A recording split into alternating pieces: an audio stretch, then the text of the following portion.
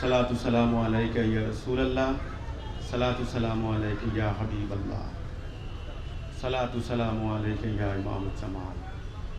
আজকের এই অনুষ্ঠানে উপস্থিত সবাইকে আমার সালাম, সালামু আলাইকুম ওয়া রাহমাতুল্লাহি ওয়া বারাকাতুহু।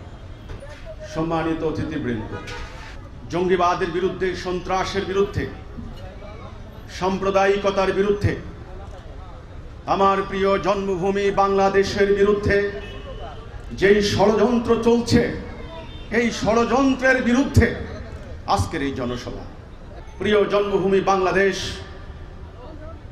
জঙ্গিবাদ দ্বারা আক্রান্ত। আমরা বিগত কয়েক বৎসর যাবৎ বিভিন্ন সেমিনার, সভা, পত্রপত্রিকার মধ্য দিয়ে এই আশঙ্কাই করে আসছিলাম, যেইভাবে সাম্রাজ্যবাদী পরাশক্তি একটার পর একটা মুসলমান নামক দেশকে ধ্বংস করে দিচ্ছে, আমাদের এই প্রিয় জন্মভূমি বাংলাদেশ, এই বাংলাদেশকে নিয়েও ষড়যন্ত্র হচ্ছে। এখানেও একটা ইস্যু তারা সৃষ্টি করে দিতে চায়, কিন্তু ইরাক, সিরিয়া, লিবিয়া, পাকিস্তানের মতো আমাদের এই প্রিয় জন্মভূমি বাংলাদেশকে আমরা হতে দিতে পারি না।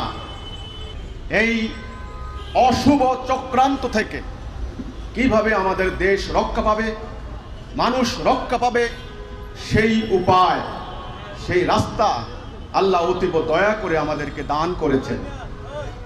এই যে গুলশানে হামলা হলো, শোলাকিয়া ঈদের ময়দানে হামলা হলো, এই হামলা শুধু আমার দেশের বিরুদ্ধে নয়, আমার প্রিয় ধর্ম ইসলামের বিরুদ্ধে।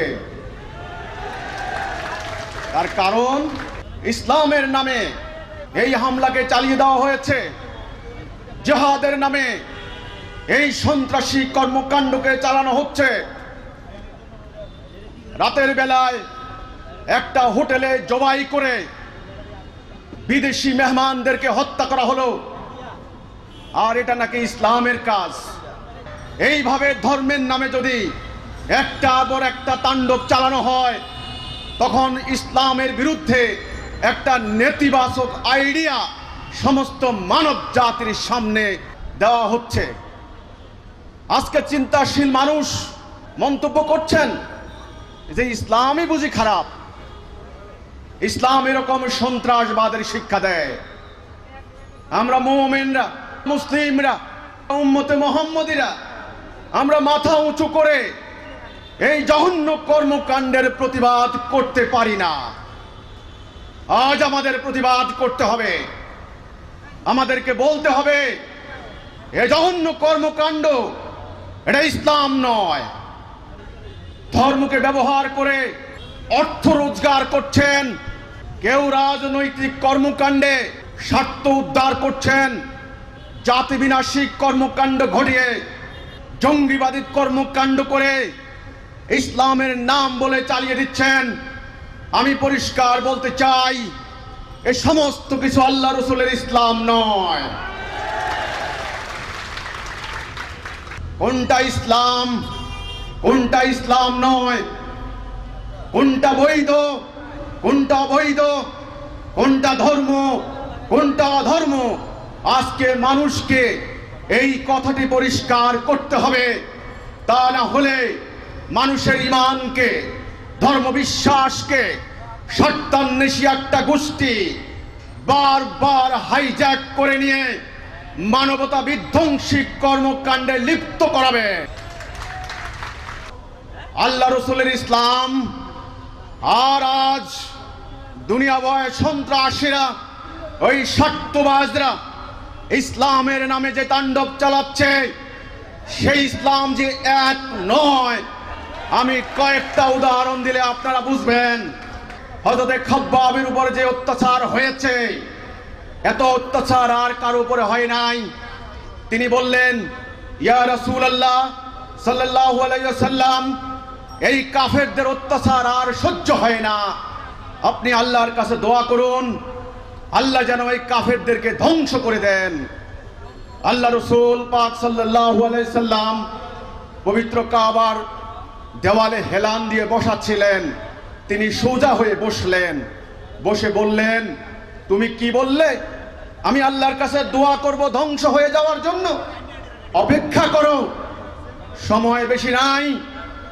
একটা মেয়ে মানুষ স্বর্ণ অলংকার পরিহিত অবস্থায় সানা থেকে হাদ্রামাউত প্রায় 350 মাইল রাতের অন্ধকারে হেঁটে যাবে। তার মনে আল্লাহ এবং বন্যজন্তুর ভয় ছাড়া আর কোনো ভয় থাকবে না। তায়েফের ময়দানে আল্লাহ রসুল গেলেন বড় বুক বড় আশা নিয়ে। তায়েফবাসী তার দাওয়াত কবুল করবেন, কিন্তু সন্ত্রাসীরা আল্লাহ রসুলকে আক্রমণ চালিয়ে জর্জরিত করলো। মালায়েক এসে বললেন যে ইয়া রাসূলুল্লাহ, আপনি বলুন এই অবাধ্য কওমকে 2 পাহাড়ের মধ্যে রেখে ধ্বংস করে দেই। হুজুর পাক সাল্লাল্লাহু আলাইহি সাল্লাম বললেন, না, তাদের উত্তর পুরুষ হেদায়া পাবে কি করে? আপনারা এই 2টি ঘটনা খেয়াল করুন। একজন মালায়েক আর একজন মানুষ আল্লাহ রসুলের কাছে প্রার্থনা করেছিলেন মানুষকে ধ্বংস করে দেওয়ার জন্য। তিনি বললেন, না, ধ্বংস করে নয়, মানুষকে মুক্তি দেওয়ার মধ্যে ইসলাম। আল্লাহ রসুল অক্লান্ত পরিশ্রম করে কঠোর অধ্যবসায়ের মাধ্যমে আয়ামে জাহিলিয়াতের সেই বর্বর আরব জাতিকে এমন একটি সুসভ্য জাতিতে পরিণত করলেন, অল্প কিছুদিনের মধ্যে উটের পিঠে বোঝাই করে খাবার নিয়ে ঘুরত, নেওয়ার মতো কোনো লোক পাওয়া যেত না। মাসের পর মাস আদালতে অপরাধ সংক্রান্ত কোনো মামলা আসতো না। মানুষের ভিতরের এবং বাহিরের এমন পরিবর্তন করলেন রহমতাল লিল আলামিন। আর আজ তোমরা কোন জান্নাতে যেতে চাও? মানব জাতিকে ধ্বংস করে দিয়ে তোমরা কার সান্নিধ্য লাভ করবে? তোমরা আল্লাহর সান্নিধ্য লাভ করতে পারবে না। আজ আমাদের মুমিনদের, মুসলমানদের হীনমন্যতাবোধ থাকা উচিত হবে না। এই অন্যায়ের বিরুদ্ধে বুক টান টান করে এই কথা বলতে হবে, তোমাদের ইসলাম আল্লাহ রসুলের ইসলাম নয়। আল্লাহ রসুলের ইসলাম ঐক্যহীন দাঙ্গা হাঙ্গামায় লিপ্ত আরব জাতিকে ঐক্যবদ্ধ করেছিল। আর তোমাদের ইসলাম শিয়া সুন্নি শাফি হাম্বলি হানাফি এই তরিকা ওই মাযহাব নিজেরা মারামারি কাটাকাটি করতে করতে তোমরা বিনাশ হয়ে যাচ্ছ। আল্লাহ রসুলের ইসলাম স্বার্থপর আত্মকেন্দ্রিক আরব জাতিকে নিঃস্বার্থভাবে মানবতার কল্যাণে উৎসর্গকৃত প্রাণ মহাপুরুষে পরিণত করেছিলেন, যাদেরকে আমরা বলি রাদিয়াল্লাহু আনহু ওয়ারাদু আনহু। আর আজ কোন ইসলাম শিখছেন আপনারা?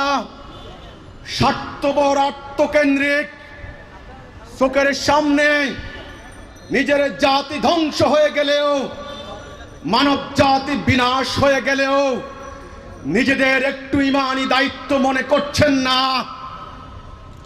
আল্লাহ রসুলের ইসলাম একটা মেয়ে মানুষকে স্বর্ণ অলংকার পরিহিত অবস্থায় রাতের অন্ধকারে হেঁটে যেত এমন নিরাপদের এবং নিরাপত্তা নিশ্চিত করেছিল। আর আজ আপনারা এমন পরিবেশ কায়েম করতে চান, আতঙ্কে ভয়ে একটা মানুষ রাস্তায় হাঁটতে পারে না, গাড়িতে উঠতে পারে না, অফিস খুলতে পারে না, একটা হোটেলে খেতে যেতে পারে না। এটা কোন ইসলাম? আল্লাহ রসুলের ইসলাম নয়। আল্লাহ রসুলের ইসলাম ইহুদি, খ্রিস্টান, পৌত্তলিক, নাস্তিক, মুমিন, মুশরিক সবাইকে নিয়ে একটা উম্মাহ গঠন করেছিলেন, এক জাতি। আর আপনারা কার কাছে ইসলাম শিখছেন? মন্দিরের সেবায়েতকে হত্যা করা হচ্ছে, গির্জার পুরোহিতকে হত্যা করা হচ্ছে, আপনাদের নামাজের পাহারা দেওয়ার জন্য আইন শৃঙ্খলা বাহিনীকে হত্যা করা হচ্ছে। কে আপনাকে ইসলাম শিক্ষা দিচ্ছে? আপনি কি জানেন আপনি আল্লাহ রসুলকে, পবিত্র কোরআনকে, আল্লাহকে অপমান করছেন? আল্লাহু আকবার বলে মানুষ জবাই করে জিহাদের নামে চালিয়ে দিচ্ছেন। আপনি আল্লাহর শত্রু, মানবতার শত্রু।